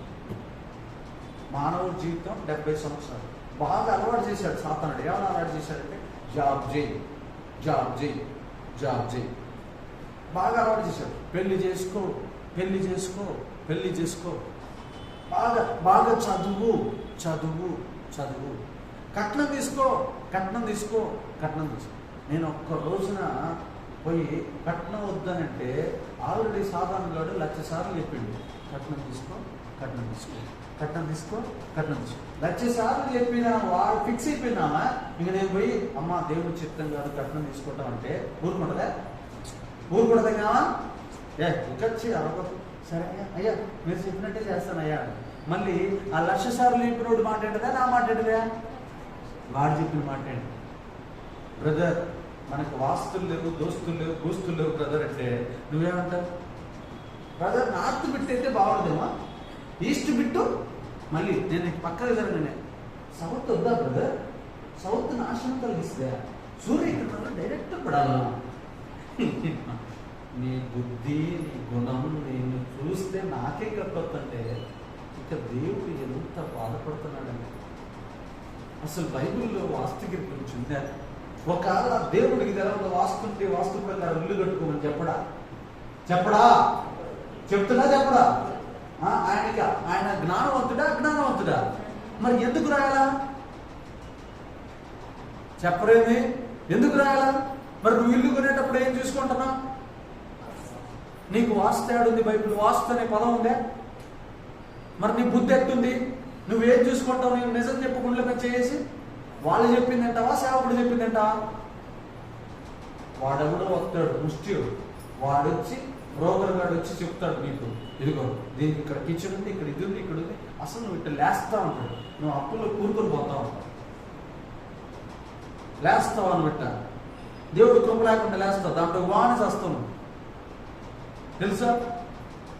ఆల్రెడీ ఒకడు ఇల్లు కట్టిండు, ఆ ఇల్లు కట్టిన దాంట్లో ఎట్ట కట్టిండో వాడికి అర్థం కాదు. వాడు ఏదో అందంగా తీర్చిదిద్ది కట్టిన తర్వాత ఇంకా దాంట్లో పోతే ఆల్రెడీ 2 చచ్చిపోయాను. వాడికి అర్థమైంది ఏందో ఇదేదో శాపగ్రస్తమైందని. ఇంకో వాడు బయట బోర్డు పెట్టిండు, సేల్ ఫర్ క్లాత్. దాంట్లోకి అమ్మగారు పోయింది, 2 పిల్లల్ని తీసుకుని లోపలికి పోయింది. ఆల్రెడీ పోటం పెద్ద కొడుకు తెచ్చిపోయింది. అది వాస్తు కాదు, అది వాస్తు అనుకుంటున్నా. ప్రార్థన లేకుండా, దైవత్వం లేకుండా, దేవుడి కృప లేకుండా నువ్వు పోయి దాంట్లో పోయి పడిపోతున్నావు. గుర్తుపెట్టుకో. మరి వాస్తు ప్రకారం వాడు కట్టిందే కదా, వాళ్ళ ఇంట్లో వాళ్ళిద్దరు ఎట్ట చచ్చిపోయారు, ఈమె బాగానే ఎట్టగా చచ్చిపోయారు. మీరు ఇది చెప్పాలి పాయింట్. అర్థమైందమ్మా? అతను దేవుడి మందిరానికి వచ్చే వ్యక్తి కాదు, యజమానుడు. ఇల్లు కట్టినాడు బాగానే వాళ్ళ ఇంట్లో వాళ్ళిద్దరు చచ్చిపోయారు. వాళ్ళకి ఏం చెప్పారయ్యా అంటే, ఇల్లు బాగలేదయ్యా, ఇల్లు నమ్మేసే అని చెప్పేశాడు. ఇల్లును అమ్మకానికి పెట్టాడు. అమ్మకానికి పెట్టక క్రిస్టియన్ పోయింది లోపలికి. బాగానే పెద్ద కొడుకు చచ్చిపోయాడు. ఇప్పుడు వాడు దేవుడిని నమ్ముకుని వ్యక్తి ఏ ప్రకారం ఇల్లు కడతాడు? వాస్తు ప్రకారం కడతారు. మరి వాస్తు ప్రకారం ఇల్లు కడితే ముగ్గురు ఎట్లా చచ్చిపోయారు? నోట్ దిస్ పాయింట్ కూడా అర్థం కాలేదు కదా. వాంగనే ఎందుకు చచ్చిపోయాడు? అసలు నువ్వు క్రైస్తవుని తప్ప, క్రైస్తవులే వాస్తు చూస్తుంటే క్రైస్తవులేతరులు వాస్తు చూడకుండా ఉంటారా? ఉండరు కదా. ఇల్లు కట్టారు, కట్టిన ఇంట్లోకి పోయిన తర్వాత మళ్ళీ ఎందుకు చచ్చిపోతున్నారు మరి మనుషులు? నీ బుద్ధి మారిపోవుగాక. నీ దగ్గర ప్రార్థన శక్తి ఉంటే, నీ దగ్గర సేవా అనుభవం ఉంటే, నీ దగ్గర దైవత్వం ఉంటే నీ కొడుకు చచ్చిపోడు. తెలుసుకోండి ప్రియ దేవుని బిడ్డలారా. ఇల్లు ఎవరి ప్రకారం కడుతున్నాం? ఎవరిని పిలిపిస్తున్నాం? పెళ్లి ఎవరిని పిలిపించి? ఫస్ట్ అంటే పెళ్లి ముహూర్తాలంటే వాళ్ళని పెట్టి పిలుస్తూ వాళ్ళ దగ్గర పోయి ఎవరు మంచోళ్ళు ఎవరు చెడ్డోళ్ళు అని అడుగుతున్నాడు. అక్కడ వస్తుంది ఇల్లు, అయ్యా ఏమేమో నాగుబాం, ఏమేమో ఇతనేమో ముంగీసాడు. అయినా కానీ ఇల్లు అయ్యా నాగుబాం ముంగీసా అని చెప్తాడు జాతకాలు చెప్పిన తర్వాత వీళ్ళు ఆల్రెడీ కులస్తులు అందరూ ఏదైనా ఫిక్స్ అయ్యారు పెళ్లి చేయాలి. మరి అడిగి పోయిన ఇద్దరే పోతారు, సీక్రెట్ గా ఇద్దరే పోతారు. చూడండి, ఆడ ఒకరికి నాగుబాము వచ్చింది, ఒకరికి ముంగీసి వచ్చింది. కానీ వీళ్ళు ఇంటికి వచ్చాయా నాగుబాము ముంగీసి వచ్చింది, ఇలా బతుకంతా బస్ స్టాండ్ అయింది వద్దని పెళ్లి ఆపుతారా? ఆ దమ్మ వీళ్ళిద్దరికి వద్దా? మళ్ళీ నాగుబాము ముంగీసి అంటే ఏంటంటే వాళ్ళే పెట్టుకుని చెప్తారు. ఎంతో దొంగల అర్థమైందా? నాగుబాము ముంగీసి వస్తే పెళ్లి చేయొచ్చా? పులి ఆవు వస్తే పెళ్లి చేయొచ్చా? మరి నువ్వు చేయకుండా ఆపుతావా? ఆ దమ్ముందా నీకు? ఉందా? ఆల్రెడీ నువ్వు ఫిక్స్ అయిన అడిగిపోయిన తర్వాత జాతకాలు వేధిస్తే ఆపే శక్తి నీకు లేదు. పులి మేక వాడెవడో దానికి గొప్పడయ్యా. నిజంగా వాడికి దండం పెట్టాలి, వాడి ముందుకు నమస్కారం. వాడు నిజం చెబుతున్నాడు. మనుషుల్లో జంతువులు ఉన్నాయని చెబుతున్నాడు. అది నాకు బాగా నచ్చింది. మనుషుల్లో ఏమున్నాయని చెబుతున్నాడు? జంతువులు. ఒకటిలో సింహం ఉందంట, ఒకటిలో కుక్కు ఉందంట, ఒకటిలో ముసుగుందంట, ఒకటిలో కప్పు ఉందంట, ఒకటిలో నెమలు ఉందంట. నిజంగా వాడికి శతకోట్లు ఉందని చెప్పాలి అక్కడ. వాడు చెప్పింది నిజమే. కానీ వీళ్ళు కుక్కని పాముని చంపేస్తారా? చంపరు. ఆ గుణాలతోటే వీళ్ళు మిగతా వాళ్ళని చేస్తారు. పాము కలిస్తే మనుషులు బతుకుతారా? బతుకుతారు. వీడిలో పాము ఉంటుంది. ఆ అమ్మాయి మామూలు పాప అమ్మాయికి రాదు, రాగానే ఇష్టంతో కాటేస్తాడు, కట్నం అనే కాటేస్తాడు. దెబ్బకి ఆ అమ్మాయి వచ్చిన 6 నెలలకు వేసుకొని చచ్చిపోతాడు. వాడు చెప్పింది నిజమే, కానీ వీళ్ళు క్యాన్సిల్ చేస్తారా పెళ్లిని? అదే దేవుడి దగ్గరికి వచ్చి వాళ్ళు మారు మనసు పొంది దైవజనుడి దగ్గర అభిషేకం పొందుకొని కనుక ఆ పెళ్లి జరిగితే ఎలా ఉంటుందండి? ఆ జంతువులు ఉంటాయి వాళ్ళల్లో? ఉండవు. సిగ్గు, బుద్ధి, లజ్జ తెచ్చుకోండి. నెక్స్ట్, ఎక్కడ జీతం? దేవుడి సేవ చేస్తే జీతం. ఎవరైనా విశ్వాసులు సేవకులకు మాత్రమే కాదు ఈ వాక్యం. ఏమంటే మాకే రాసిందా? ఇది మాకు రాసిందా? విశ్వాసులకు కూడా రాసిందా? అందరికీ. నీ కాడ నువ్వు చేసిన సేవకి ఏసే కాడ జీతం. నువ్వు ఏ సేవ చేస్తున్నావు? అన్నా నేను అనాథ పిల్లల్ని 2 పోషిస్తున్నానన్నా నీ ధైర్యం ఇక్కడ ఉందా? లేదు. అన్న నేను ఒకళ్ళకి చదువు లేని, ఇదిగో కరోనా టైంలో చచ్చిపోయిన పిల్లలు ఒక కుటుంబాన్ని దత్తత తీసుకొని వాళ్ళకి నేను మేలు చేస్తున్నానన్నా, నాకు తోచిన సాయం నేను చేస్తున్నానన్నా అనే ధైర్యం నీకుందే? నువ్వు ఏ సేవ చేసినా జీతం ఇస్తాడు దేవుడు. నువ్వే సేవ చేయట్లా. ఇక్కడికి వచ్చి ఏం చేస్తున్నావు తెలుసా? సేవ చేస్తున్నట్టు నటిస్తావు. ఏం చేస్తున్నట్టు? సేవ చేస్తున్నట్టు నటిస్తున్నావు. ఒక పంటకి బియ్యం బస్తా కట్టేస్తే ఇంకా అది సేవ? అదే దేవుడు కోరుకునేది. ఏది సేవ? ఒక జీవం కలిగిన ఆత్మను బతికిస్తే సేవ. ఒక తాగుబోతుని రక్షిస్తే సేవ. ఒక దేవుడికి దూరమైన వ్యక్తిని దేవుడి దగ్గరికి తీసుకొని వస్తే సేవ.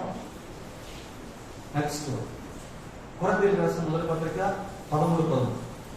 కొరింథీయులకు రాసిన మొదటి పత్రిక 13:13. కాగా విశ్వాసము, నిరీక్షణ, ప్రేమ ఈ 3 నిలుచును. వీటిలో శ్రేష్టమైనది ప్రేమయే. విశ్వాసము, నిరీక్షణ, ప్రేమ ఈ 3ను నిలుచును. నిలకడగా ఉండేవేంటి అంట? విశ్వాసము, ప్రేమ, నిరీక్షణ. వీటిల్లో మరి శ్రేష్టమైనది ఏంటంట? ప్రేమ. గడి చెప్పాలి. ప్రేమ. నువ్వు ఇతరులకు పంచేటటువంటిది ఏదో తెలుసా? క్రీస్తు ప్రేమ ఏదంట? నిలకడగా ఉంటది. గాంధీ గారిని చూడండి, మనకి ఏం గుర్తుకొస్తుంది? మంచోడు. మదర్ తెరీసాని చూడగానే మనకి శాంతమూర్తి. ఆ తర్వాత చూడండి, యేసయ్యని చూడగానే మనకేం గుర్తుకొస్తుంది? ప్రేమామయుడు. యేసయ్యని చూడగానే నీకేం గుర్తుకొస్తుంది? ప్రేమామయుడు. శత్రువును కూడా ప్రేమించాడండి ఆయన. మరి నీ లోపల నుంచి ఏం రావాలి? నిలకడమైనది ఏం రావాలి? ప్రేమ.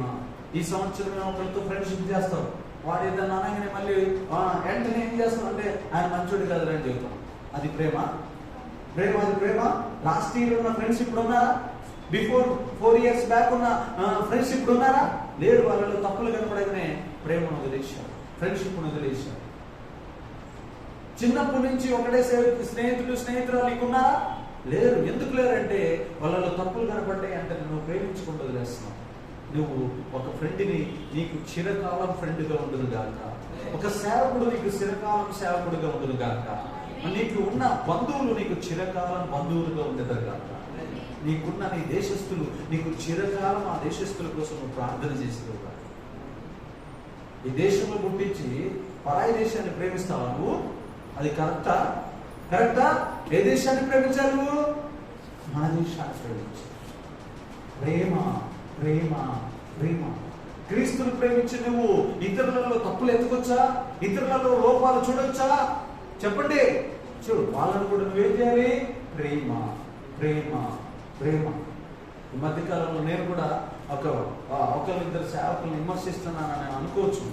వాళ్ళు ఒక మాట, ఒక అధికారం ఉంటుంది ఒక సేవకుడికి. ఏంటంటే ఎదుర్కొన్నటువంటి సేవకుడు పడిపోతాడనే ప్రేమతో మనం గద్దిస్తున్నాం, ఆయన మీద కోపంతో కాదు. ఇప్పుడు దేవుడి లేఖనాలు మనం చాలాసార్లు చదివాం. ఏమని చదివాం? ఇదిగో ఆహాబు నాబోతుని చంపేశాడు.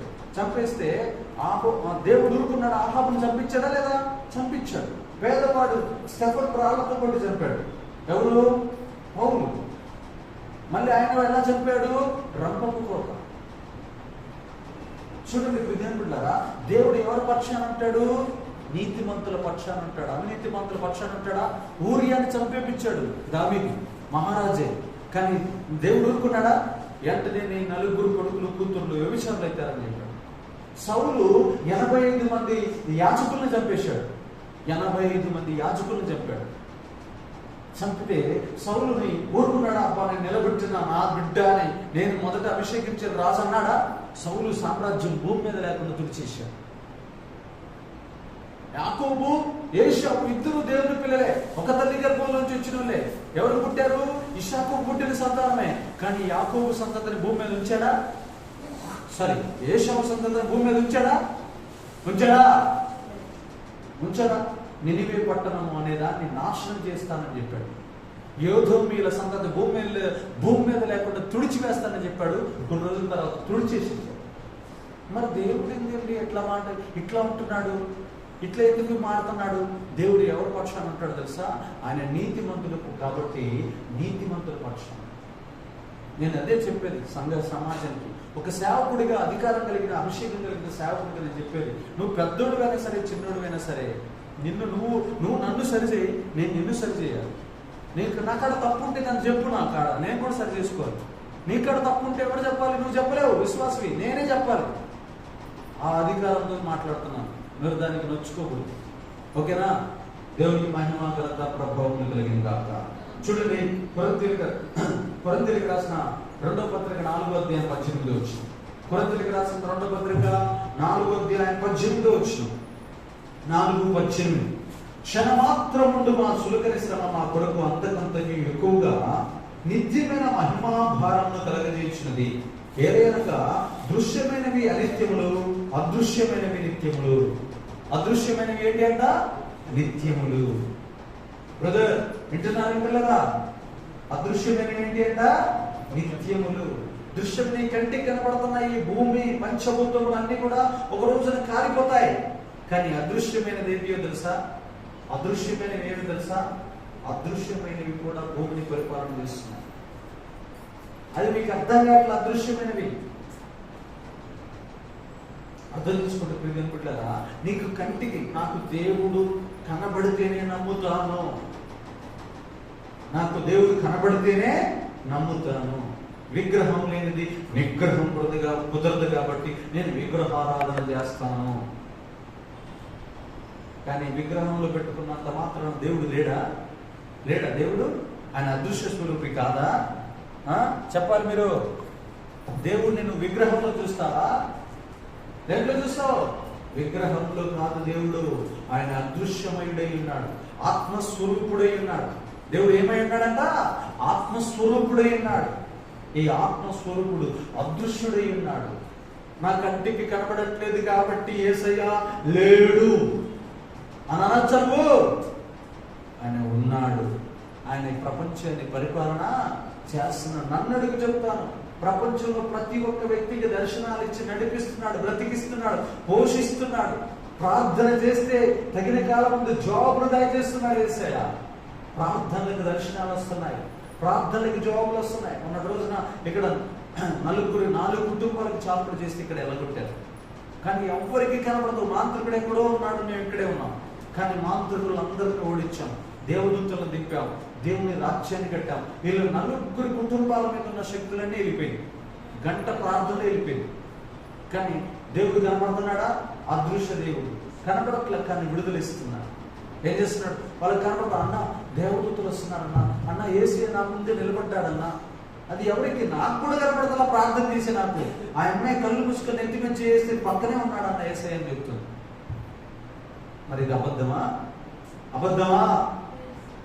కాదు. అదృశ్యమైనవి అక్కడ రాశాడు. అదృశ్యమైనవి నిత్యములు. అదృశ్యమైనవి ఏంటి? నిత్యములు. మన చర్చిలో తమ్ముడు ఇక్కడ పడుకుంటే చుట్టుపక్కల అన్ని ఏమో శక్తులు ఉంటాయి కదా, అవన్నీ వచ్చి తిరిగి కనపడతా ఉంటాడు. తిరుగుతున్నా కానీ కనపడతాయి అంటే. కానీ ఇక్కడ వేసి కూర్చొని సింహాసనం వేసుకుని కూర్చుంటాడు. ఆయన పక్కన ఒక నీడలాగా ఉంటాడు. ఆ నీడను చూసి అవి భయపడి బయటికి పోతాయి, బెదిరీకానికి పోతాయి అంత లోపలికి. ఆ వ్యక్తిని పడుకున్నప్పుడు ఒంటరిగా పడుకుంటాడు. పాపం పడుకుంటే ఆయన పక్కనే ఒక వెలుగుతుంది, ఇట్లా నిలబడాడు.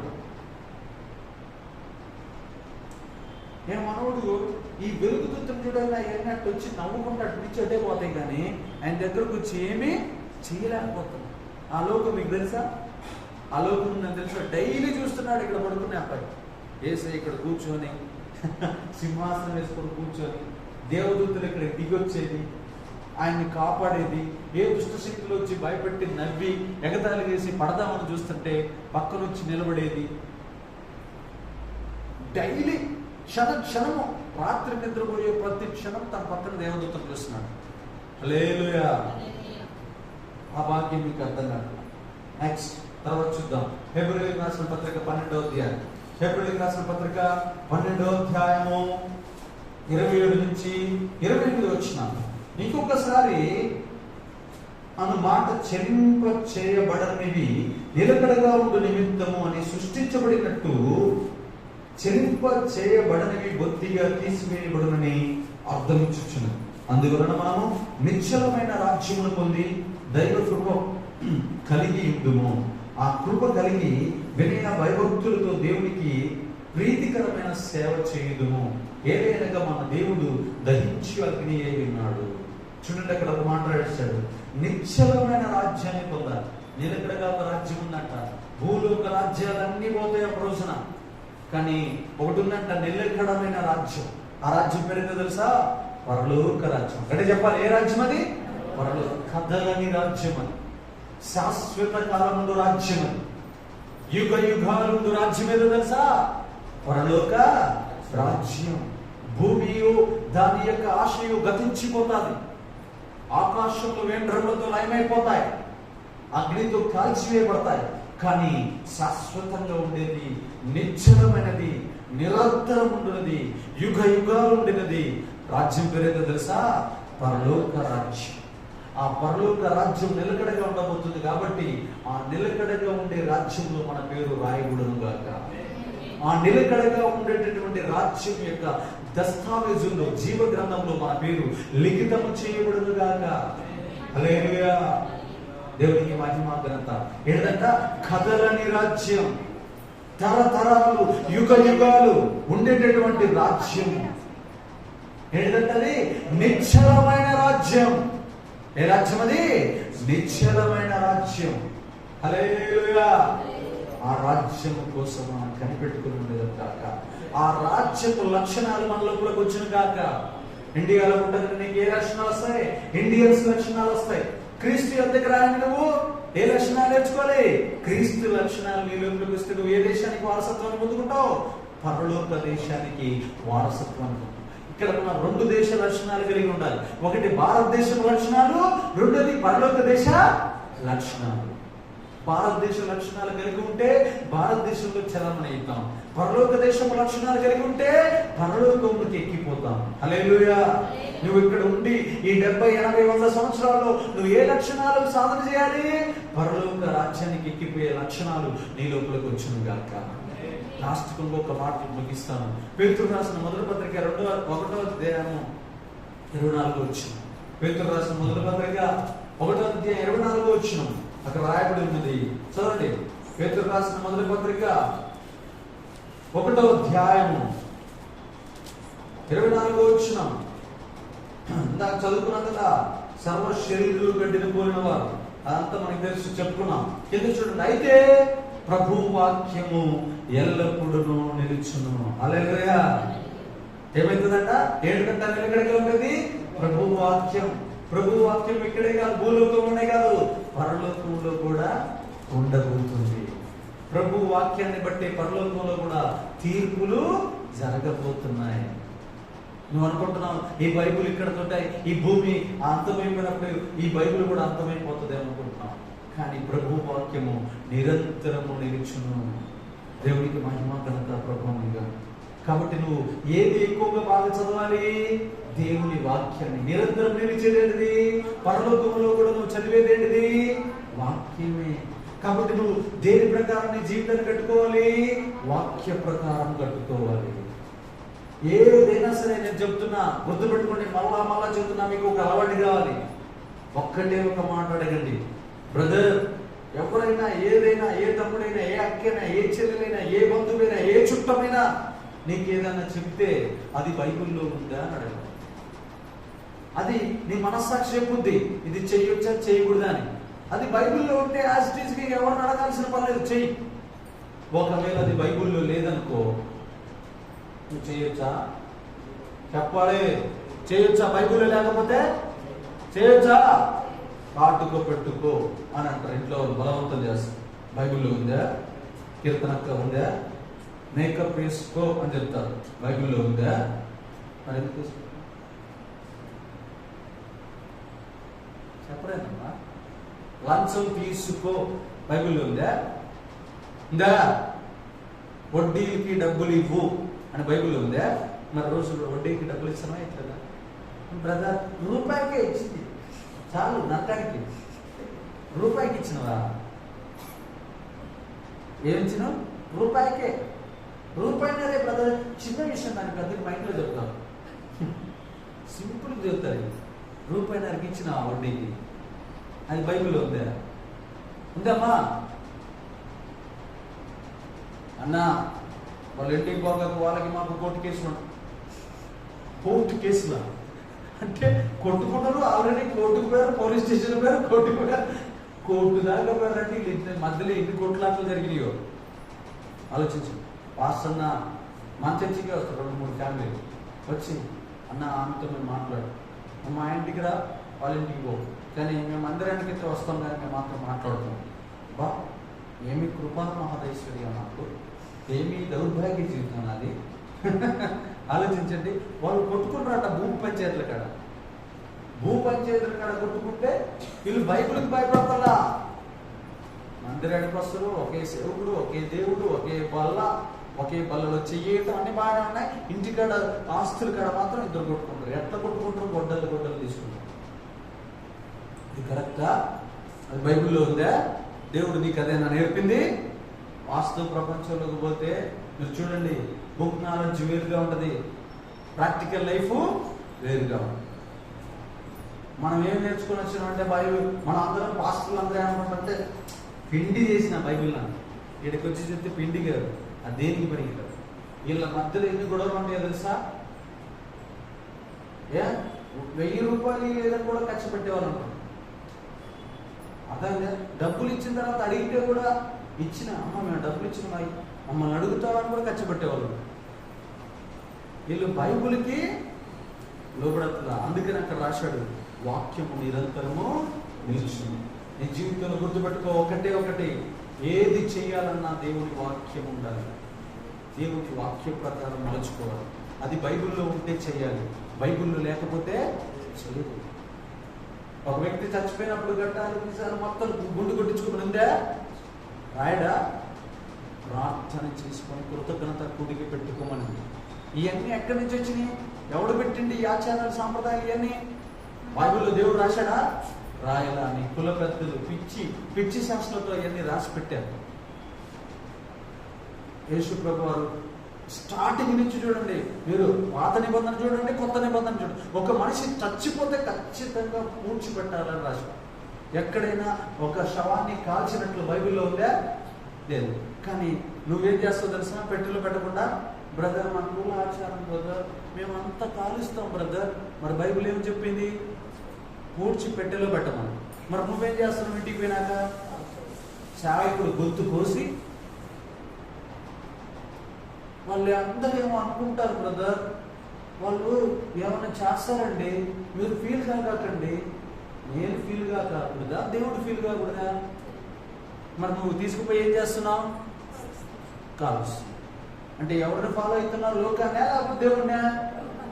బైబిల్లో ఉందని కాల్చమని ఎక్కడైనా ఉందా? ఒప్పుకోవచ్చునని చెప్పండి, ఉందా? మరి నువ్వు ఇంటికి పోయిన తర్వాత వాళ్ళు ఊరుకుంటారా? వాళ్ళు ఏదైతే ఆచారం పెట్టారో దాన్ని ఫాలో అవుతారా వద్దా? నువ్వు ఫాలో అవుతావా లేదా? మరి వాక్యాన్ని ఫాలో అవుతున్నావా? ఫాలో కావాలి. నిరంతరం నిలిచింది వాక్యం. బైబిల్లో ఉంటే చెయ్యి, బైబిల్లో లేకపోతే నేను చెప్పడం కాదు. అందరూ నా వైపు కత్తి తిప్పుతారు. పాస్టర్ అయ్యి అన్నీ చెప్తున్నాడు. పాస్టర్ అయ్యి కూడా బైబిల్లో ఉన్నది ఎలా చెప్పేది? పిచ్చోడా, బైబిల్లో ఉన్నదే చెప్తాడు సేవకుడు. నాకేమి, మీరు కాల్ చేసుకుంటే నాకేమి వచ్చేదేమి లేదు, పూర్తి చేసుకుంటే నాకు వచ్చేదేమీ లేదు. బైబిల్లో ఉన్న దాని ప్రకారం చేస్తే దీవెన, బైబిల్లో లేని దాని ప్రకారం చేస్తే శాపం. చచ్చినోడు నరకానికి వెళ్తాడు, నువ్వు నరకానికి వెళ్తావు. ఆ నరకం తప్పించుకోవడమే కష్టం కదా. నేను ఇంత కష్టపడి సాపుకుంటూ వాక్యం చెప్పుకుంటూ పెంచుకుంటూ పెద్ద చేసుకుంటూ వస్తుంది. ఆ నరకం కాడికి నేను పోతానంటే నేనేం చేయాలిగా? ఓ లాస్ట్ మినిట్లో కూడా నేను నరకానికి పంపిస్తాడు సాతాను.